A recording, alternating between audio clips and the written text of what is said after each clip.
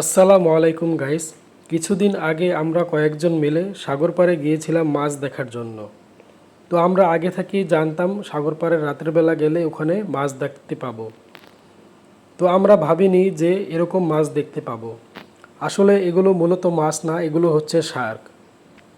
আমাদেরই এক বড় ভাই এদের জন্য কিছু খাবার নিয়ে আসছিল। তো খাবারের পরিমাণ প্রায় 1 ড্রামের মতন হবে। এগুলো দেওয়ার সাথে সাথে এই মাছগুলো পুরা খাবারগুলো সাবার করে ফেলেছে। আমরা যখন এখানে এসেছিলাম তার আগে থেকেই এই শার্কগুলো এখানে এসে হাজির। আর রাত্রেবেলা এই শার্কগুলো তাদের শিকার করার জন্য মূলত বিচের পাশে চলে আসে। যারা মালদ্বীপে আসেন তারা হয়তো এই শার্কটিকে চেনেন। এই শার্কটি মানুষের কোনো ক্ষতি করে না, কিন্তু রাতের বেলা হলে এই মাছটি তার শিকার করার জন্য বিচের পাশে চলে আসে। এই শার্কটি অনেক বড় বড় হয়। এই শার্কটি প্রায় 80 থেকে 100 কেজি এমনকি 150 কেজির মতনও ওজনও হয়। আপনারা হয়তো স্ক্রিনে দেখতে পাচ্ছেন এক একটি শার্কের মাথা কি বড় বড়।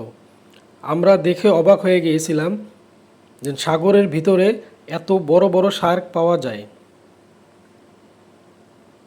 এবং এখানে যে এই শার্কগুলো এই খাবারগুলি খাচ্ছে, আমরা যে কজনে গিয়েছিলাম সবাই খুব ভালোভাবে অনুভব করছিলাম।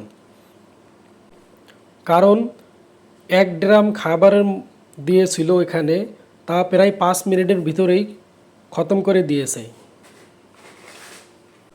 তো গাইজ, ভিডিওটি কেমন লাগলো সবাই জানিয়ে দিবেন। আর আমি যেহেতু ইউটিউবে নতুন, তাই আমার চ্যানেলটি সবাই সাবস্ক্রাইব করবে রাখবেন।